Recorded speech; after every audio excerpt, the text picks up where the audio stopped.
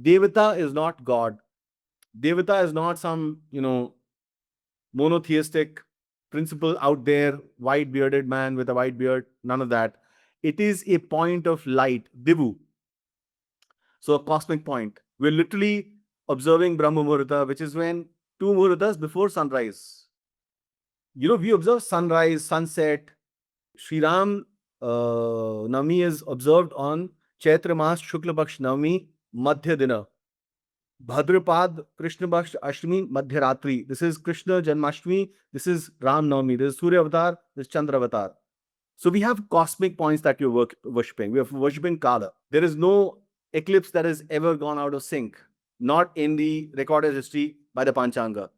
If the eclipses went out of sync, then we'd say, yeah, sun and moon are not moving in sync. Everything, if it's expanding or contracting, and by the way, we're not claiming that. But NASA is saying it. This is an intelligent, living and breathing universe. Charachara Jagat. And it's breathing in and out with us. That's something that is beyond fascinating, and science is not able to understand this yet because science fundamentally does not understand time.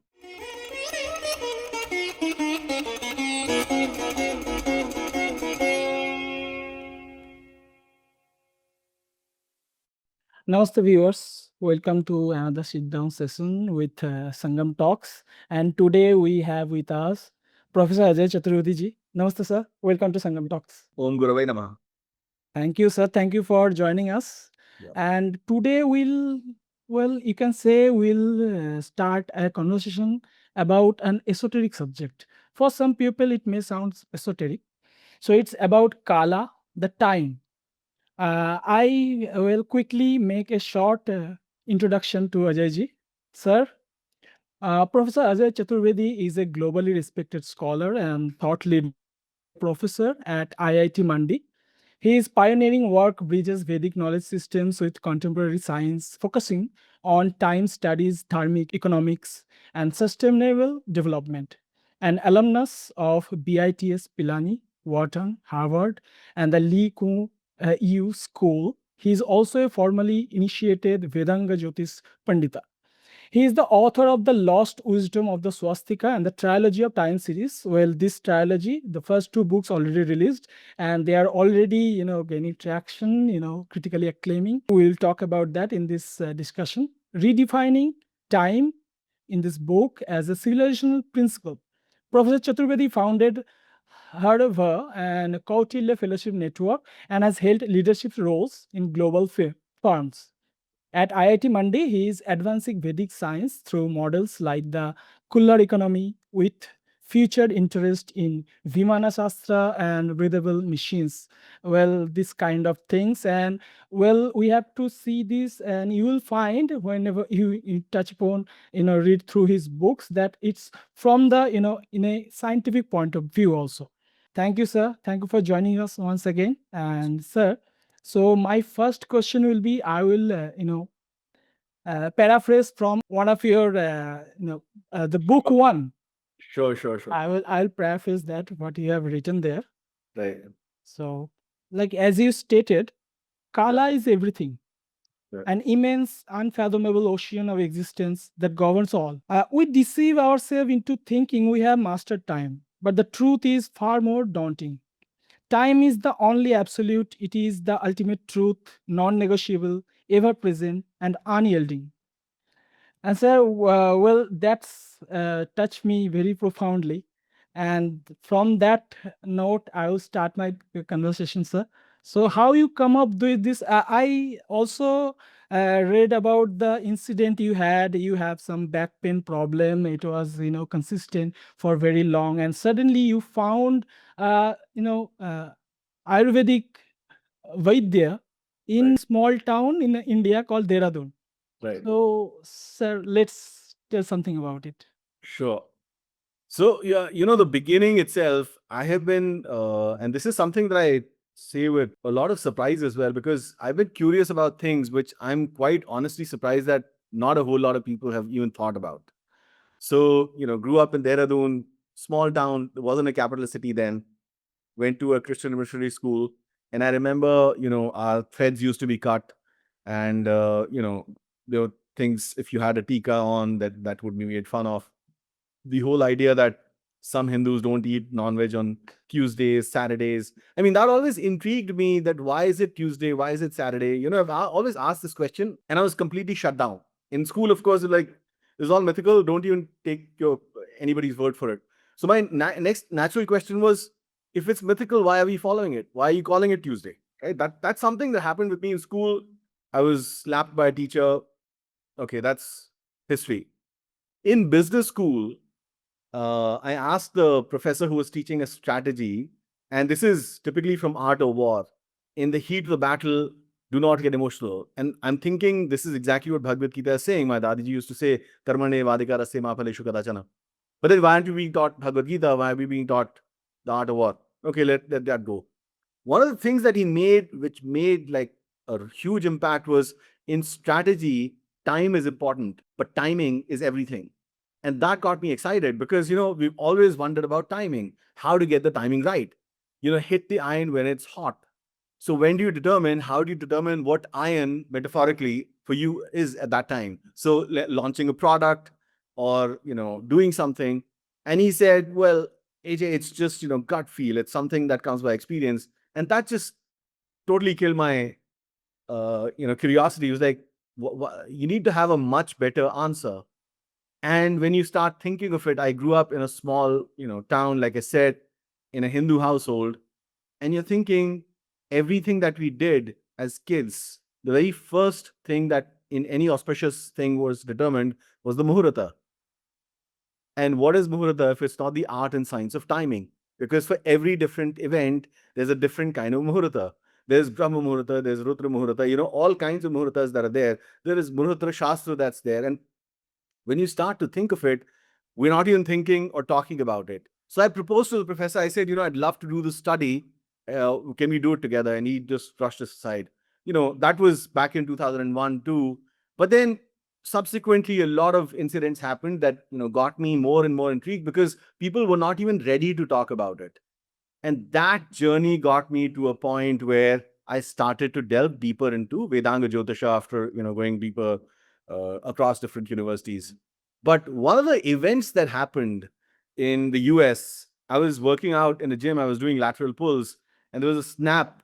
I could feel, I could hear a very, feeble sound, but something snapped, and I didn't think much of it. Came back to my apartment. It was snowing. It was in New York City. And I thought, nothing much of it. Came back to my apartment, sat down on the floor, uh, got a drink, turned on the TV, watched, like, I think Seinfeld or whatever. It runs for half an hour. And then after half an hour, I just couldn't get up. The pain was so bad, I could barely even, get myself off the ground. But anyway, somehow I got up, got a painkiller, called one of my friends, sprayed something, slept. Next morning, I went to the doctor. The doctor told me, well, it's some kind of a spasm, muscle pull, gave me a couple of medicines, said, come back next week. Went back next week, no change in that. The week after that, weeks turned into months. They, started getting me to neurologists, to chiropractors, to all kinds of therapies. I mean, you basically name it, you were just going for the therapy. So over and above the insurance, I ended up paying a few $1,000s as well. But the pain just kept getting worse. And So all we, kind of modern yeah, yeah. medical I mean, study. I was more American than American. So I don't think that was even a question. I was like completely, I mean, this has got to be done. If modern science and medicine can't take care of this, nobody else can. But forget taking care of it or, curing my pain. They weren't even able to diagnose what the problem was. And, so weeks turned into months, months turned into years. After about 4.5, 5 years, I came back on one of my regular trips, and my father at that time said, you've tried everything. Why don't you, go to the Vedji over here, very close to where we used to live? And he said, but he just sees people in person. You can't, call him. And of course, the cell phones weren't that widely available at that time. I used to have a cell phone and pager and everything. But so I got there early in the morning. So he starts from 7:30, and this is Dehradun. So Dehradun was like extremely cold. December time, it's very, very cold. You can't just like walk in at 7:30, definitely not. It was also raining, I think, at that time. So there was about 10, 12 meters from where I parked my car across the road, because it's a small street, and his clinic, he's literally sitting there with the door open. He's looking at the car being parked. He saw me get off the car, so with a lot of pain. And then as I walk towards him, he's observing me. And then when I cross his door, so he must be about 4 or 5 meters inside, and he just nods his like does like this, what happened. And I told him, tell him the entire story in those 3 4 meters that I'm walking to this. And then he motions to me. I sit down. By the time I sit down, I finish the story. He holds my arm and he presses a few nerves. Then he, points at something and he says, "Okay, now get up." And I got up, but the pain was gone. I was, bowled over. I just didn't know what to say. I thanked him profusely, did a sastanga Just like that, it's gone. just like that. And I asked him After 6 years, after 5 years. 5 And I asked him, "What did you?" He's like, "This is just Nadi Parikshan." What did he charge? 5 rupees at that time. This is Seva. So there is no reason for me to believe that, they were pulling some kind of tricks or whatnot. I mean, and he told me what it was. It's essentially Nadi Parikshan. Once you do Nadi Parikshan and once you understand what the Prana Vayu, Apana Vayu, once you understand the Vayus, then you start to go deeper and understand, okay, how did he even know this? This is why I've given the chapter on the entire nadis, the 72,000 nadis that culminate in your nabhi, in the navel chakra, in the Manipura chakra. That's essentially the 72,000 gopikas, and Sri Krishna is the male, right? So I've explained that there. The reason I've done this is because Ayurveda is holistic medicine. It is literally looking at the entire cosmos and you as a part of it, not you as separate thing. And it's a lot of slicing and dicing and experimenting, and that's it's not. So from that, it just flipped me because you got to go through that kind of a pain when nobody is able to take care of it, and then suddenly within 5 minutes it's gone. Today I'm perfectly normal, right? Back to normal. So again, am I saying that medicine is bad? No, it's not. But there is applicability everywhere. And there are solutions that we can only find in Ayurveda. And I've described a lot of those situations, a lot of those things. And the things that we can definitely only approach medical sciences for. So we need to find a midway. This, at no point I'm saying medicine is bad or science is bad. I'm a big fan of science, big fan of a lot of doctors. There's a lot of innovation that's got in there, but not everything is applied or applicable everywhere. And we need to understand that. But the bigger call is really on understanding and exploring Ayurveda the way it is, not as a subset of medicine, because it is actually a superset. It's much, much bigger and holistic. Right. So thank you very much. So was I right? So he is a Nari Chikitsak and he is the Ayurvedic practitioner. He's an Ayurvedic practitioner. That's So in 2001, he charged 5 rupees. Today, his son is sitting there. He charges 25 rupees. Exact same shop. But is even the chair and the table are the same. I've sent so many people, and people just come back and they say, "Yeah, it's cured, completely gone." It's because that is seva. So I remember once an NDTV journalist asked me, why aren't these guys promoting themselves? And I don't know what to say. I mean, this guy's charging 5 rupees in 2001. He's charging 25 rupees today. The medicine is for free. Where do you think he'll promote himself from? I mean, like if you go there, the same wooden chair is what he's sitting on. At most what they're making in a day. If 100 customers walk in, 100 patients walk in, 2,500 rupees.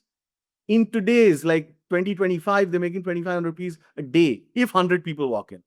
So the point is, we are comparing false metrics. We're talking about awareness. We're talking about advertising and marketing. US spends $250 billion in marketing, which goes for everything. The reason you're thinking McDonald's food is superior is because there's so much of marketing going into it. And at the same time, you're thinking samosas are causing acidity because that marketing is not going in over here. So these are fundamentally different concepts, which of course I'll talk about later with Kuller economy principles, but back to the stock on time. So today, as I told you guys, we will talk about this book and you will find that story in details in the 7th chapter of this book. So this is the first one of the Kāla trilogy and this is the second one. So sir, after the success of your last book, The Lost Wisdom of Swastika, Yeah. how come you come up with that trilogy, And one more thing about the Kāla, how you connect yoga, Ayurveda with Kāla, and how does your background in both Vedic sciences and modern education shape your interpretation of time. Like you mentioned Ghatika, Yeah, and it's and the concept of Hora, which come from Ahoratra. right. So please explain Yeah. this terms. So, thank you. This is actually a fantastic question. I really like to link. Um, I have not gone there. I'm not come here. I'm actually, all of us are. We're all the places all the time. We just don't realize it. So I remember as a kid, we've always had people say, well, this is coming from the Vedas. This is already explained in the Vedas. And my question to them always was, okay, tell me where exactly in the Vedas, which shloka, which mandala, which particular Veda. So as a kid, I mean, I'm born in a Chaturvedi family and, ended up going and buying uh, the Vedas, the books that were available at different places. You can't make out head or tail of them, right? As a normal kid, we were taught Sanskrit till 10th standard, Hindi was till 10th standard. So literally that thing was cut from the grassroots up. The funniest, you always had to make fun of the Hindi teacher, right? I mean, that's like a classic sort of a. Fortunately for me, my father got transferred and I ended up going to Padma Seshadri in Chennai. And so from this went to Gayatri Mantra and Transcendental Meditation and a lot of things that were promoted there in a very, very authentic way. So that gave me the view. Okay, so that's how I started out. But the idea of critical thinking, the idea of asking the right questions, the what, where, When reading the two books, what I yeah, found that well, there is no departure from the scientific temper from the book. right, But you right, have mentioned all the slokas, which right, is very fundamental to study, to exactly, gather some information, a little bit rudimentary right, knowledge about the Vedas and all. And you right, have narrated also from Ramayana, right, and that is enough to make the perspective right, correct. right. Because so good that you pointed this out because I wrote the first book. Technically that should have been the fourth book because I thought people actually understand it. When people say, well, it wasn't there, like for example, one of my really bright friends, and I mean he's one of the toppers from bits. This guy says, there were no books. The press only came in the 15th or 14th century. And I thought, oh my god, this is what they're linking it to, right? So then you start to question, like, people think that knowledge only came after the books came into being. It's a fundamental thing. It's subliminal, okay? And he's incidentally from Calcutta as well. Now the thing is, you need to understand, and this I've explained a lot of times. When they say the Vedas are passed through Guru Shishya Parampara through mantras, fundamentally there are four ways that you acquire knowledge and transmit knowledge. Okay, one is Antrik. So if I ask you what is 22 plus 44, you'd say 66. How do you do it? Well, I did it mentally. Somebody who's not good at math would do it on the fingertips.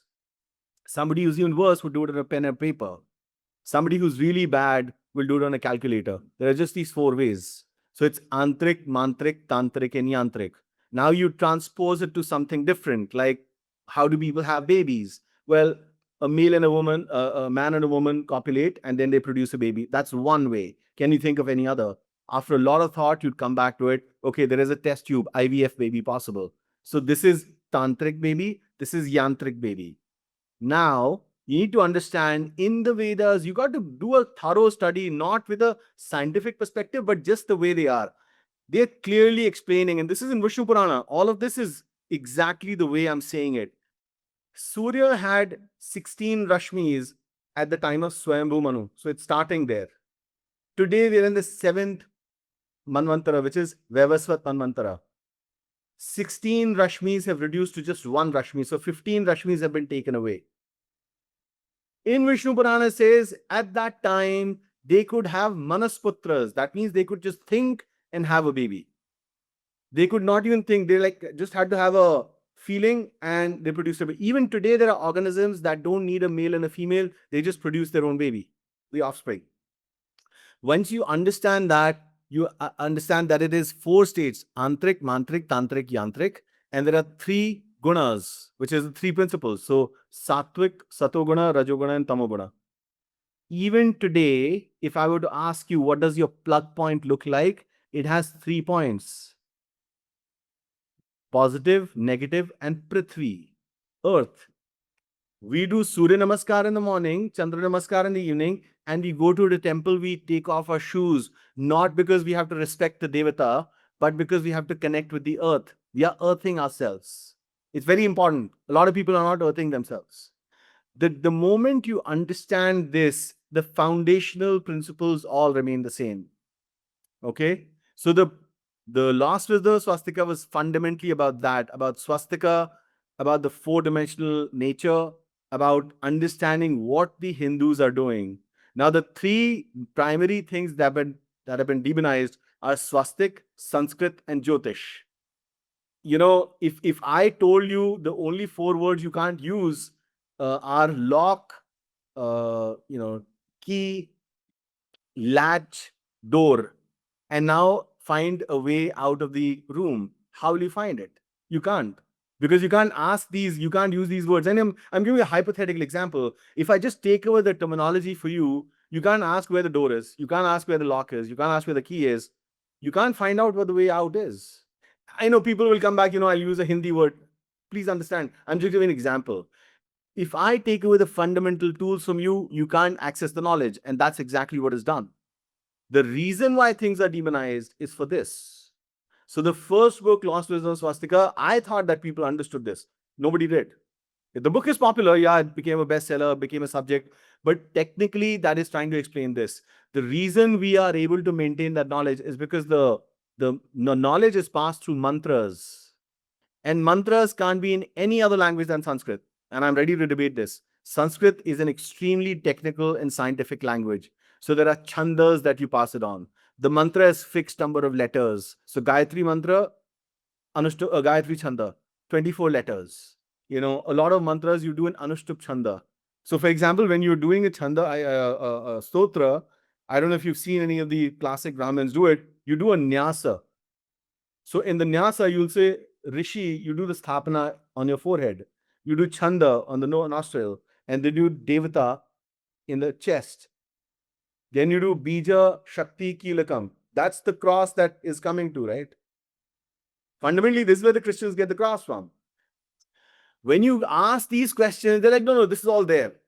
Christ was crucified. Where was he crucified? What is that symbol? I mean, they're not actually telling you that. And this is there in the book, but I'm just telling you the reason I wrote that book was for this reason. The reason that I wrote time books is because I wanted to get that narrative right. You're reading history books. This guy said this, that guy said that.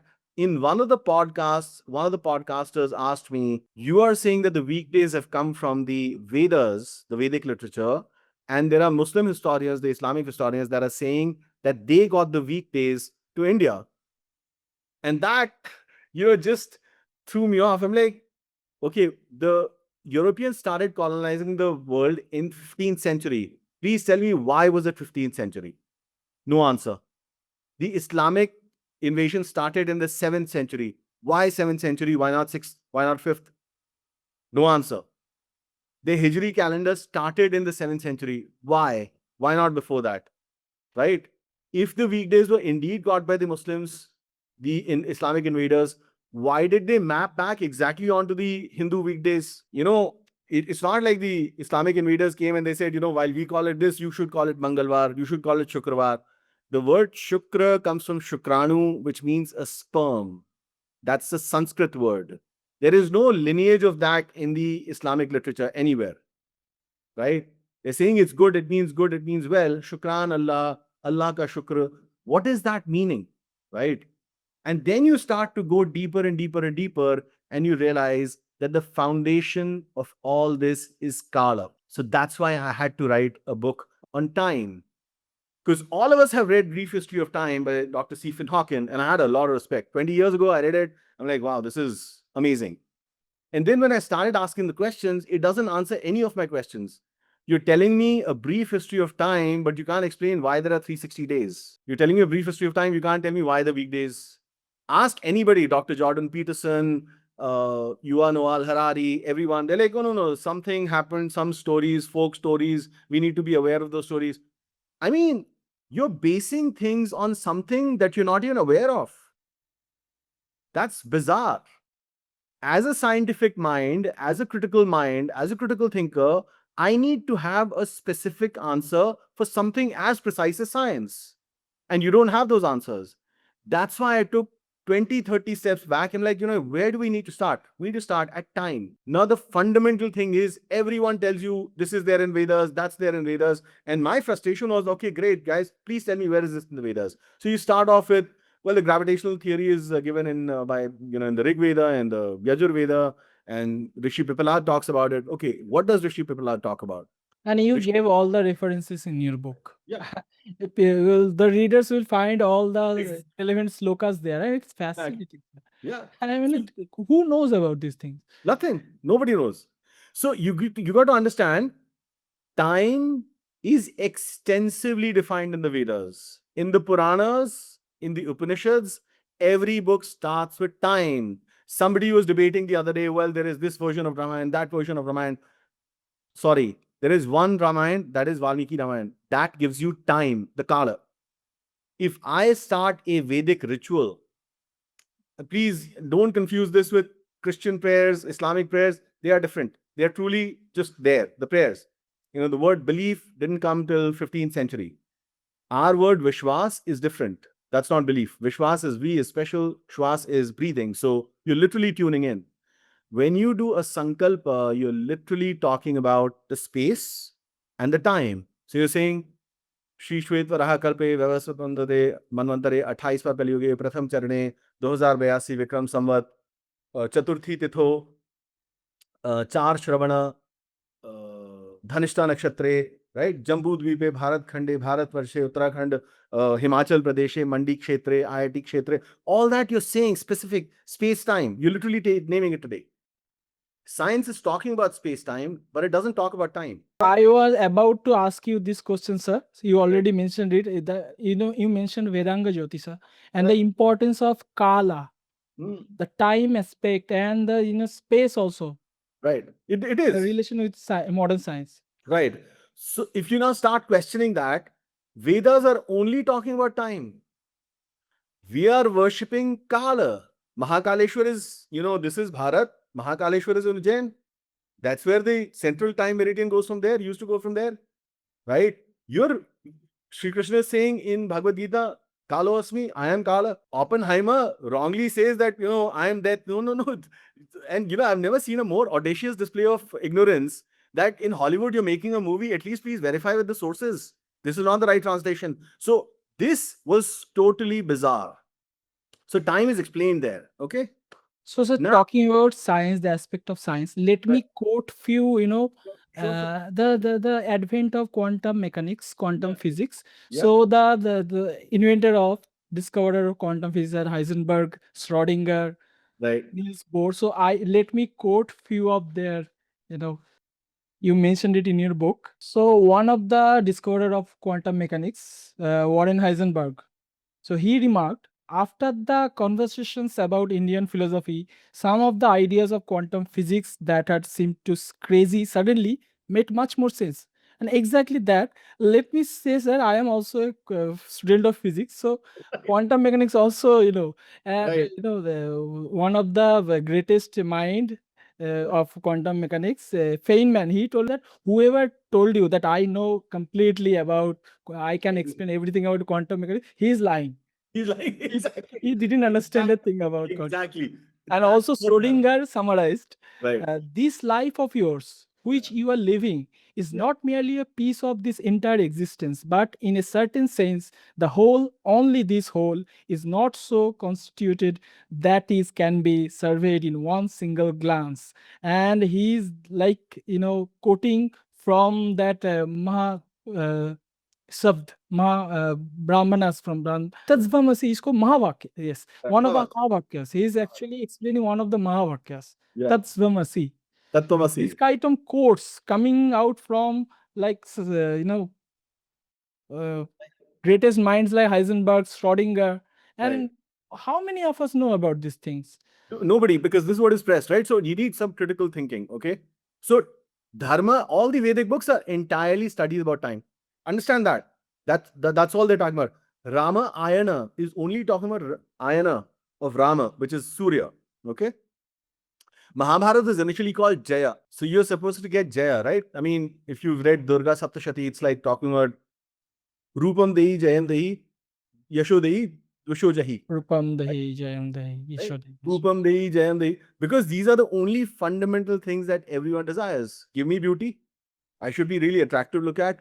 Give me victory. Whatever I do, give me prosperity and yash. Give me fame. That's what, because these are the primary things. So Mahabharat was Jaya. Initially, it's called Jaya because that's all it's describing. And fundamentally, when you look at Ramayana and Mahabharata and any of the Puranas, they're all studies of time. Sri Ram is taken by Vishwamitra to his Havana where he's doing this, and Tarakavad happens, and then he takes him back to Dhanuryagya, uninvited. But he gets there at the Vivaha Muhurta and he gets married. People say it's auspicious if you're invited to a Vivaha. By the way, all the Hindu Vivahas, the first card is sent to Prajapati Brahma. There are 8 kinds of Vivahas that we have. Okay? Prajapati Vivaha is one of them. Om Guru Vahi Namah. This is all Guru Gyan. This is not acquired by reading. This is all Pandit Sanjay Rath, Guruma Lakshmi Ramesh. I mean, they have done phenomenal wonders, and naman to all the gurus who are actually spreading this wisdom, because this is what is needed. So the Ashta Vivaha, the 8 kinds of Vivahas, one of the Vivahas, Prajapati Brahma. The first card that you send is sent to Prajapati. And the first thing that you need to do in a Prajapati Vivaha is that you need to reproduce. That's what you're there for. So Yes, people I am from Bengal, sir. And as many cards I have seen in my lifetime, all all the it started with Om Prajapataya Namaha. exactly, because that's what it's for. So if you're invited to a Vivaha, people say, please go. They don't mean go to the cocktail. They mean go to the Vivaha. When the the Feras are happening. Okay. One of the Feras is given to one of the Ahuti is given to Ravan and Mandodari as well. Okay, so you need to understand the intricacies of dharma. This is not like a ritual. A lot of people don't understand. See, we are fundamentally worshippers of nature, worshippers of Kāla. Okay, so a Christian wedding is very different. That priest is saying, by the powers vested in me, it is nothing to do with fires or the elements or anything. Okay, so it starts there. Once you get that, you'll understand that time is all that we are talking about all the time. So if the rishis talked about time, if Rishi Pipalad talks about the theory of gravitation is talked at multiple places, and Rishi Pipalad specifically talks about the pranavayu and apanavayu. It says the apanavayu is the one that is going down, pranavayu is coming up. So if the gravitational pull is higher, your pranavayu is going up slower. If you're breathing 21,600 breaths from sunrise to sunrise, and you halve those breaths, then you double your life. That's why I've given the example specifically, and I can give 50 other examples, but I've given this example because this is there publicly available. Swami Shivananda is 125 years old when he was given the Padma Shri. International media, and you have the picture with his passport. Nowhere in the media, nowhere in Google. You can't Google oldest person alive. He passed away, unfortunately, several weeks ago at 129 years of age. But even today, there is no record of him being the oldest person at any point in time. So we understand time. Bible doesn't talk about time. Quran does not talk about time. Science doesn't have any definition of time. So my thing, the thing that I really stalled on, and this is after a lot of tapasya, you'll find that science starts with inventions like theory of gravitation. Okay, so Galileo gives you the rate of gravitation, which is 9.8 meters per second square. The question is, this is great, fantastic. Where does the second definition come from? The definition of the second.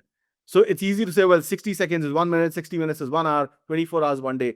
Where do the 24 hours come from? Where is the definition? A Google search will tell you it's Babylonians, Egyptians. ChatGPT will tell you something. Yeah, these guys use this. I'm not asking how they used it. I'm asking you, how did they get to it? There is no definition. Then you dig deeper and you get to Surya Siddhanta and the Vedas, which are fundamentally talking about why 24 hours. The 24 hours concept is given in Rig Veda, where Rishi Dirghat. I'm quoting very specific one or two because, otherwise it'll become a Vedic book. So I've given very specific like Ramayana. I can pick up Mahabharata, I can pick up many Puranas, but I've picked up Ramayana because it's most popular, right? So Rishi Dirgatma is talking about he's counting 720 ahoratras. So when you reduce this to 30 tithis, which is the angular distance between the sun and the moon, again, complex concepts, but very deeply explained in the book. So 720, essentially you boil it down to every Rashi which is there, the Surya Rashi, at the Lagna, at the point of the horizon, will change or stay for 2 ahoratras. That is, the word hora is derived from ahoratra. So the 2 horas will be for one Rashi. So 12 Rashis is 24 horas. But it's a division of time. It is not the actual measurement of time. Simply put, if you are in a theater which, let's say, looks like this, this is the front row, this is the rear row, and every row has 50 seats, you can count the number of seats and get to the 10th seat. But if you say, well, I'm going to measure my, seat number by the centimeters. So you start measuring by 1 centimeter, 2 centimeters, 3 centimeters. After like 500 centimeters, you'll get to the 4th seat. But in the 50th row, you'll only get to the 2nd seat. You're able to understand this. If the auditorium was like this, same number of seats here, same number of seats here, but the width of the seat will be different. That is the reason they can't understand what we are talking about. So the horas was picked because it's a simpler concept. The idea of a sundial put on the earth like this, if the sun rises in the east, the shadow falls in the west. Sun comes in the middle, the shadow falls in the middle. Sun sets in the west, the shadow falls in the east. Now, when you start to understand this, this is how the clockwise pattern comes. Had the clock been invented in the Western hemisphere, the clocks would have gone anti-clockwise. But there is no basis of 24-hour division. Nothing. It's like just come out of thin air. A subject as precise as science needs to have specific derivations. They can't be banking on assumptions.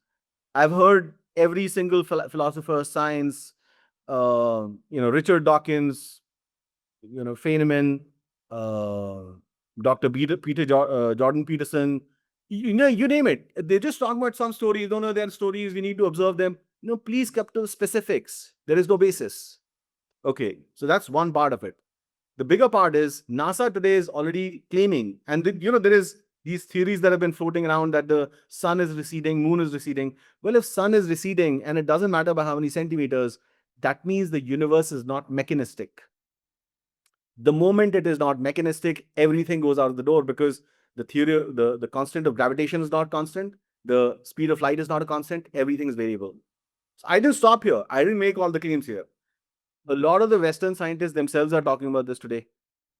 Okay. And those, again, examples with quotes, with their websites, with all the authentic research is all there. Dr. Rupert Sheldrake is talking about them changing the constants every year at the meteorological department. Okay, so it's right there. I mean, it's not like I'm projecting onto something after one single fact. I'm saying, look, start observing.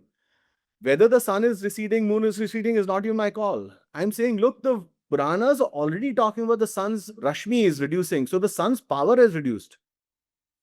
Even Vedanga Jyotisha, when you start to actually understand, we call Shani Manda. Manda means going slow. That's why we assume it's the furthest. Right? And Mercury is the closest because the quickest, the fastest. So you're assuming a lot of things. Then again, there are a lot of technical principles that come in. Mercury and Venus can never be on the opposite side of sun because they're too close. Again, this is Vedanga Jyotish stuff, so let me not go there. Mostly we taken as granted when Right. it comes to Jyotish. We say Right. that it's pseudoscience. It's pseudoscience. It is Like actually as you pseudoscience. explained in your book, the Vedanga, through the Vedanga Jyotishas, the 12 zodiac signs and how 360-degree come from there. Exactly. The how we come up with this formula, like how we do dissect the whole spherical things in 360 degrees only. Right. Why is Right. that? There is Why is 360? Right? If I I'm am not in decimals. I'm a technical guy, I would have said, "Look, make a circle, make 1,000 degrees. Why 360? Don't tell me how you're using it. Tell me how you got to it. That formula is all there with Rishi Dirghata Rigveda. Okay, that's one thing. More importantly, so we as kids were taught Pluto is a planet. Let's say Pluto is not a planet 2008. Vedanga Jyotish already has, look, Pluto, Neptune, Uranus, all these are planets, but they're not never counted. They're like, These can't be counted in the regular grahas because they don't affect the human lives for everyone. Their periods of rotation are different, or revolution are different. Venus's rotation is slower than its revolution. So when you get to the specifics of it, there are a lot of things that you start to question. That these guys have been talking about this for the longest time. It's not like Vedanga Jyotish is not changed. That Jyotish has remained the same. A lot of people will come back. No, Vedanga Jyotish is different. This is different. Phalit Jyotish is different. Look, that is your interpretation from today. I'm talking from that perspective. Yes, sir, please explain 7 days in week. Yeah. And that's Seven as you explained that why Neptune, Pluto, Right. they are not affecting directly in our because Exactly. their rotational time is far greater than our Are eyes. greater than the average human life, right? Again, people will say, no. So if you're talking 360 years for Pluto, then how come this is not being discussed in Satyuga? Please understand, the 7 manvantras have specifically explained for this. We are in the 7th manvantara, which is the lowest right now, Vyavasat manvantara. The Manusmriti that is written is for every manvantara. So the Swayambhu Manusmriti would have been different from Swaruchish Manusmriti, which is different from Vyavasvat Manusmriti. This Manusmriti is different. We are in the 28th Kali Yuga, Pratham Charana. Okay. So every time the measurements will be done, all the measurements are cyclical. Every single measurement is cyclical. When they're saying, when Dashrath is saying Varsha, he's saying Raja Dashrath did a Havan from Vasant Ritu to Vasant Ritu. They're specifically talking about that Ritu. Like, for example, Shravana Mas it started with the end of Ashad, which happened on Purva Ashada Nakshatra Purnima. Okay, this is a very important point. You're triangulating with at least 3 points. You got a nakshatra, you got a Purnima. These are two events. It is not like 26 December. Doesn't make any sense. I mean, if everything is moving, how are you triangulating it? It needs to be triangulated. It needs to be like specifically, I can say that I am sitting in front of Debasis is sitting in front of me, but technically anybody who's watching the screen, we're sitting next to each other. I mean, somebody needs to put sense into it. So, the weekdays are 7. Understand, please, also another reason 7 is the only number that cannot divide 360 from 0 to 9. Every number can divide 360 except 7. So, you need to understand how this whole circle pattern is going. The observation is very clearly given in Surya Siddhanta and many other texts also, but it clearly says, look, when you start observing, and this is a diagram, so the furthest is Saturn. So let's start with Saturn. You come to the next one, fourth after that, which is Surya. Why is it fourth? Because if there are 7 grahas that are monitoring or driving us, the 7-bodied planets, then we assign the 24 horas, one for each. So 7, 7, and 7 comes to 21 horas. After 21 horas, you have 3 more horas left. Okay. So if you start the first one with Sundays, so the day for Surya, after that you have 3 left. And you start with the fourth one after that. So basically you'll start seeing that 21 and then 4 more. So it stops at Saturday, Saturn, again to Sunday, Monday, Tuesday. Okay. So the fourth graha after that is what the next weekday will be on. So Sunday, then it comes to Monday, then it comes to Tuesday. So it's Sun, Moon, Mars, Mercury, Jupiter, Venus, and Saturn. That is how the weekday order is determined. But this order is unchangeable. Many people have tried. I mean, I've given 2 stories over there, but I can dig up and give many, many more. So Raja Ripunjay of Kashi tried this. They're telling you the same story that, he chucked out the Devatas. Russians did this experiment in 1920, I think. That experiment lasted for 20 years. Their economy completely tanked. Many people have done this experiment. Fundamentally, what they're saying is the Devatas is what we don't like. This is where the technical aspect comes in. Devata is not God. Devata is not some, monotheistic principle out there. It is a point of light, Divu. So a cosmic point. We're literally observing Brahma Muhurta, which is when 2 Muhurtas before sunrise. We observe sunrise, sunset, starting off, particular, like I said, Ashad Purnima, Purvashada Nakshatra. That's when Ashada, Mantra Vashada ends, Shravana begins. So we have points triangulated this way. Sri Ram Navami is observed on Chaitra Mas Shukla Paksh Navami Madhya Dina. Bhadrapad Krishna Paksh Ashtami Madhyaratri. This is Krishna Janmashtami. This is Ram Navami. This is Surya Avatar. This is Chandra Avatar. So we have cosmic points that you're worshipping. We are worshipping Kāla. If you understand that, then you have to understand that all of these things are changing, but at the same time, it's all in order. There is no eclipse that has ever gone out of sync, not in the recorded history by the Panchanga. If the eclipses went out of sync, then we'd say, yeah, sun and moon are not moving in sync. Everything, if it's expanding or contracting, and by the way, we're not claiming that, but NASA is saying it. Even if it is completely moving in unison. Everything is changing at the same time because the eclipses are perfect. The day eclipses fall out of sync is when I'll say, okay, people have lost it. The sun doesn't know what it's doing, the moon doesn't know. This is an intelligent, living and breathing universe. Charachara Jagat. And it's breathing in and out with us. That's something that is beyond fascinating, and science is not able to understand this yet because science fundamentally does not understand time. This is how maybe through your books, at least we start to fathom, Yeah, at least in some way, that how it's the Vedas, the knowledge of the Vedas can, affecting, explaining how the Kala is affecting anything and everything. everything. Vishnu Puran, I mean, all the Puranas talk about it. Initially, there is only Kala, Mm. and Kala has three gunas: Satoguna, Rajoguna, and Tamaguna. Is the interplay of these three gunas that is experiencing and making you experience the time that you're feeling, but it's Mm. not passing, it's still there.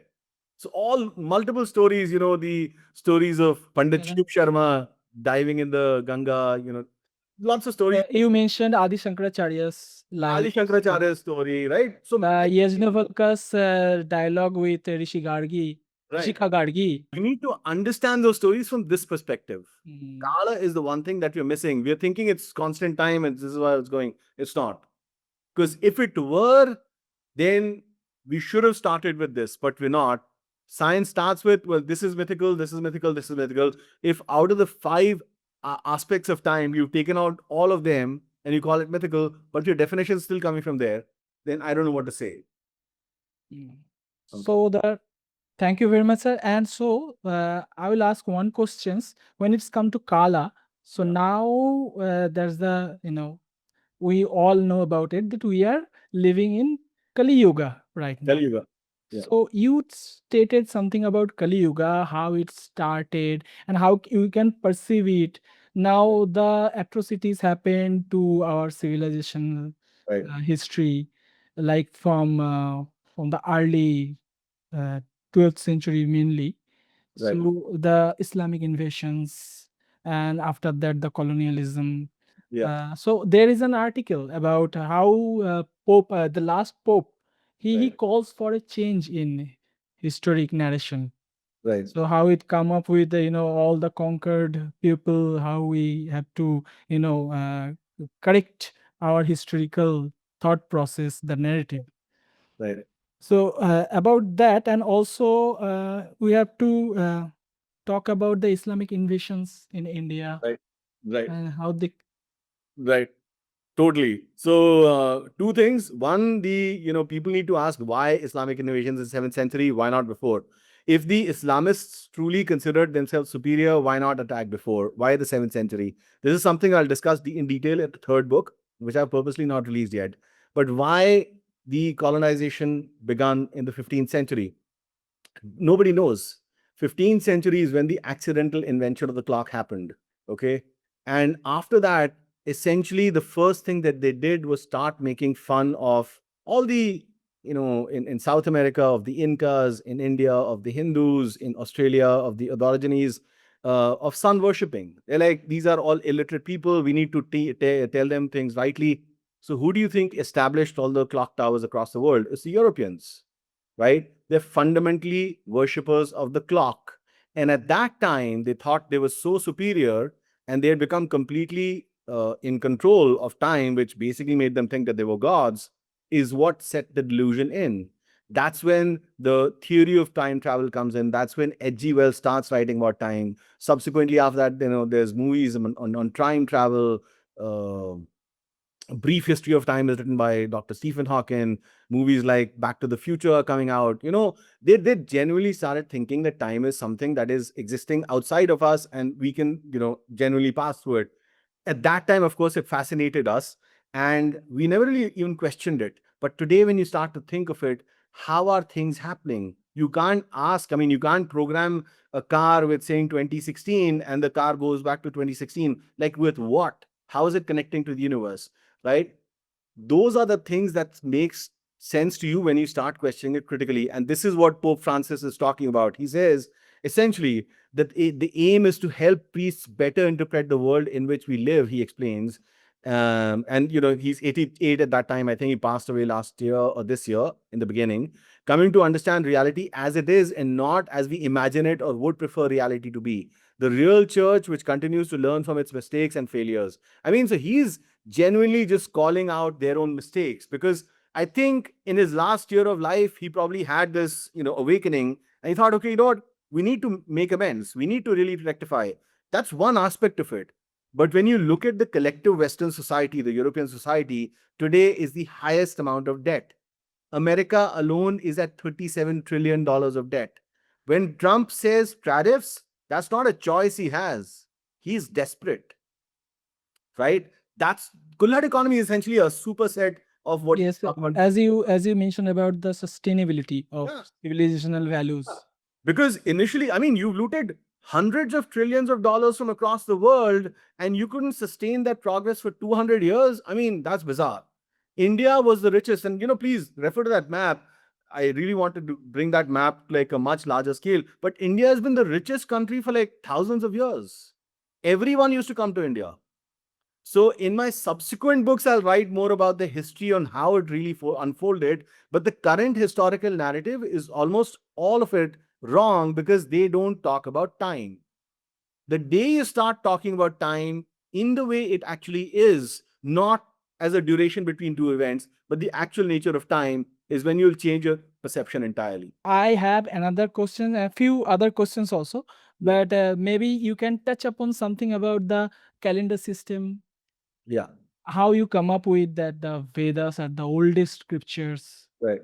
So that's a question that one of the comments, I received, that, why have you wasted so much of time on explaining the samvats and the calendar system?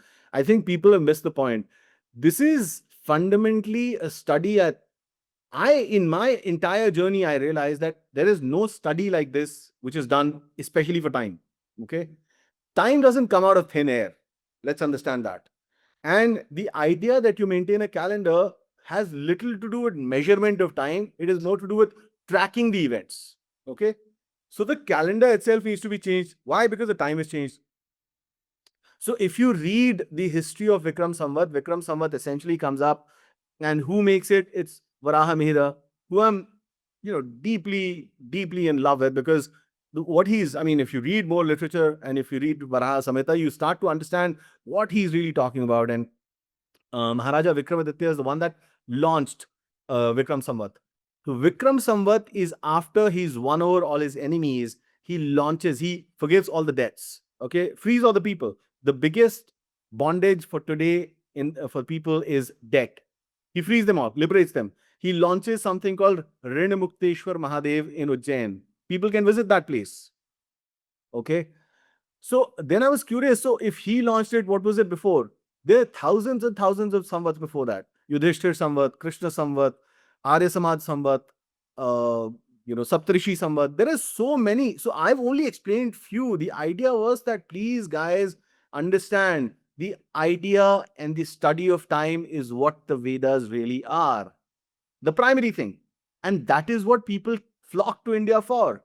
The Europeans 2000 years ago didn't really know how to manage their years. I mean, one year was 200 days, second year was 350 days, third year was 450 days. They didn't really know how to manage it. So they constantly struggled with the fact of managing this. And that's when they came up with this idea of 25th December. They're like, these Hindus, The Brahmins are confusing us. It doesn't keep changing. It'll be fixed. So you got to ask, if this is your avatar, if this is, Christ is the Son of God, why would you give him the, fifth last day in a year? Ideally, you could give the first day. It's not. Why are you doing that? Because it's like out of the blue, it's, essentially winter solstice, right? So if the sun is moving constantly, they're saying, no, it's fixed. It's fixing of the Christos. Aries, Libra, Cancer, Capricorn, fix the Christos. That's the crucifixion of the sun. But today, the winter solstice is happening on 22nd, 23rd December. The Veda, the Surya Siddhanta fundamentally says that the Brahmanda is oscillating. That is why this thing is happening. But then scientists, I forget his name, he says the Earth axis is wobbling. Bizarre. If Earth axis is wobbling, why is the Jupiter axis wobbling? Why isn't Saturn axis wobbling? Doesn't make sense, right? So a lot of these theories, even again, I am not here to criticize science. I want science to improve. We need to reimagine science. Science is a tool that all of us can come together as one world.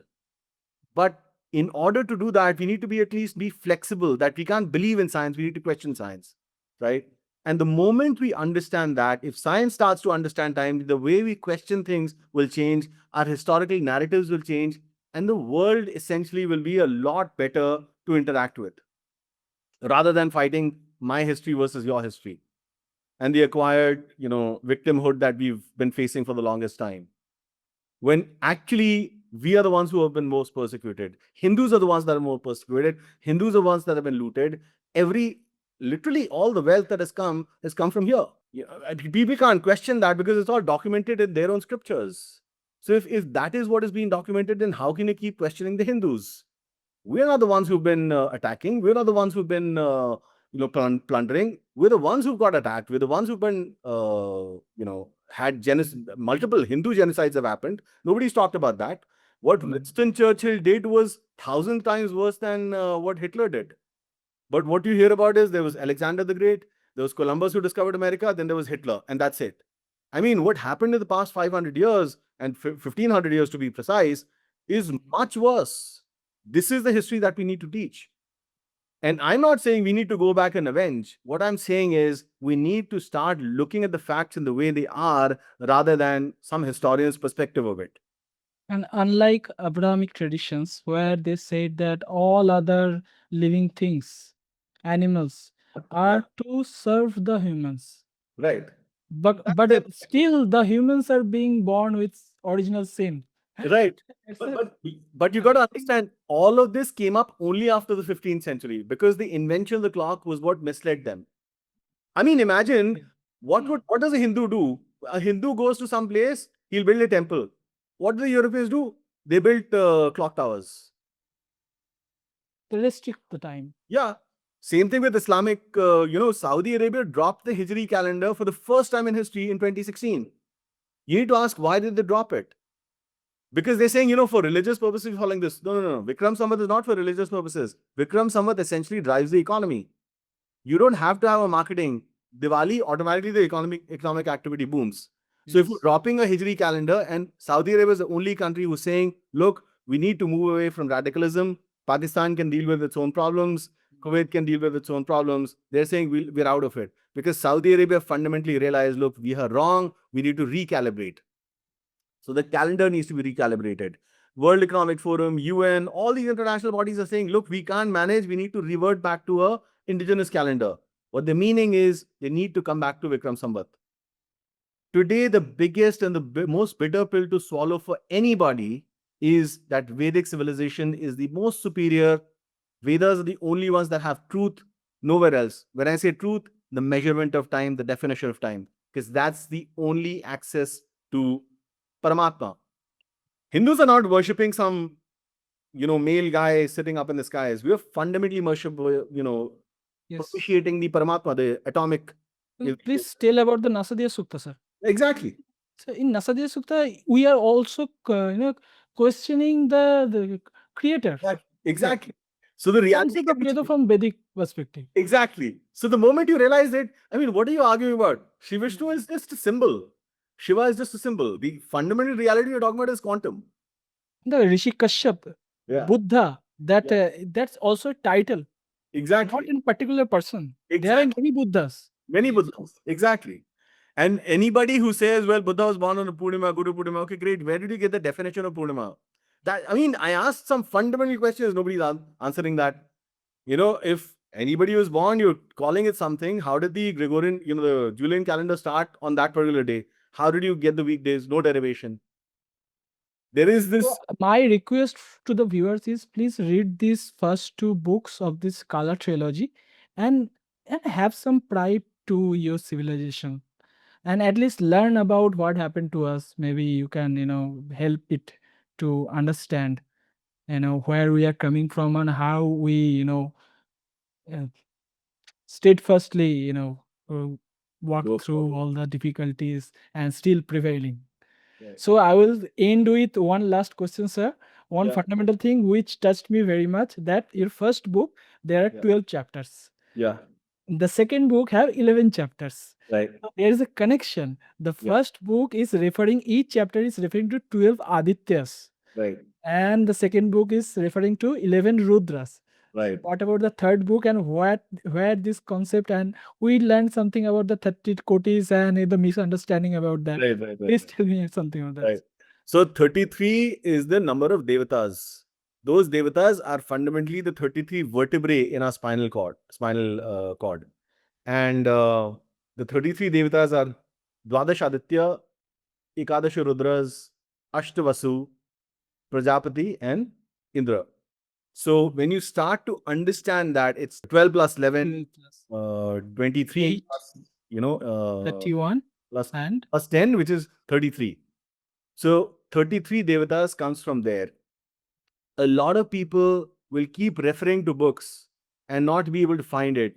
The idea of me using this was I can compress as much of information and put it there. So people reading it second, third, fourth time will actually realize, oh yeah, these are the devatas. So Dwadashaditya. Now, who are the Dwadashaditya? If you start asking, we celebrate Makar Sankranti.